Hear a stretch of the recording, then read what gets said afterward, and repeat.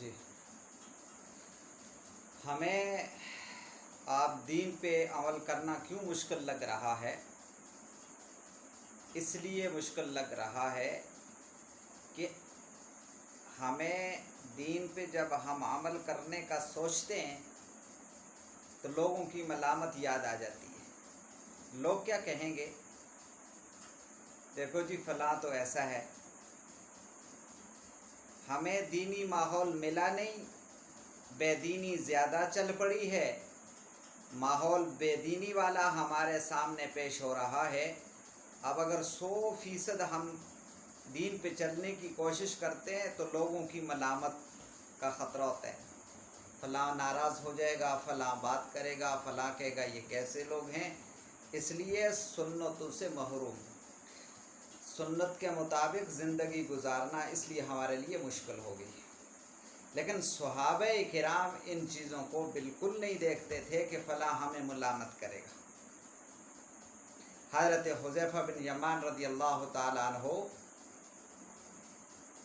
فارس ایک وفد کے ساتھ تشریف لے گئے اور وہاں حکمرانوں نے دعوت کی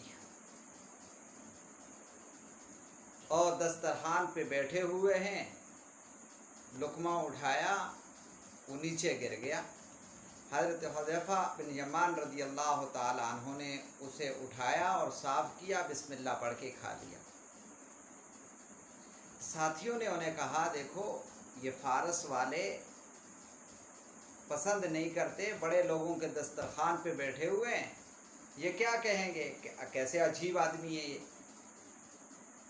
تو بڑا پیارا جواب دیا، اترک سنت حبیبی لہؤلاء الحمقاء، فرمایا کیا ان بیوقوفوں کی وجہ سے میں اپنے محبوب کی سنت کو چھوڑ دوں؟ یہ تو ایسے نیچے سے اٹھا کے کھانا، صاف کر کے، یہ تو نبی علیہ الصلوۃ والسلام کی سنت ہے، مجھے ملامت کی کوئی پرواہ نہیں ہے۔ ایک صحابی ہیں حبشی، ان کے بال گنگریالا، چھوٹے چھوٹے، مانگ نہیں نکل رہی، اور نبی پاک صلی اللہ علیہ وسلم سر میں مانگ نکالا کرتے تھے، بالکل درمیان سے، آدھے بال ادھر اور آدھے بال ادھر۔ بڑی خواہش تھی کہ میرے سر بھی نبی کریم صلی اللہ علیہ وسلم کے سر کے مشابہ ہو جائے۔ ایک دن غسل کیا اور بڑی کوشش کی کہ یہ مانگ نکل آئے، لیکن مانگ نہیں نکل رہی۔ ایسا کیا کہ لوہے کی ایک تار گرم کی اور یہاں سے یوں لگا دی۔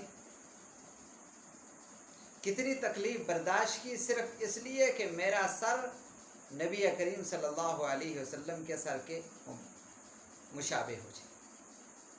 حضرت عبداللہ ابن عمر رضی اللہ تعالیٰ عنہ حج کے سفر میں تشریف لے کے جا رہے ہیں، جاتے جاتے ایک جگہ اونٹ کو روکا، نیچے اترے اور ایک جگہ جا کر کے تھوڑی دیر بیٹھے، پھر اٹھے اور سوار ہو کے چل پڑے۔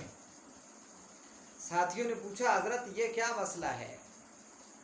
فرمانے لگے ایک دفعہ نبی کریم صلی اللہ علیہ وسلم کے ساتھ تھا، یہاں پہ آ کر نبی علیہ الصلوۃ والسلام نے حاجت کی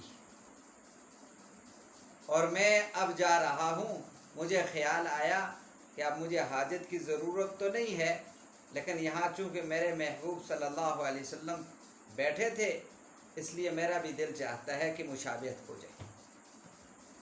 صحابہ کی تو ایسی عادت تھی، کوئی اچھا کہے کوئی برا کہے، کرنا وہ ہے جو اللہ جل جلالہ کو پسند ہو اور جو نبی کریم صلی اللہ علیہ وسلم نے کیا ہو،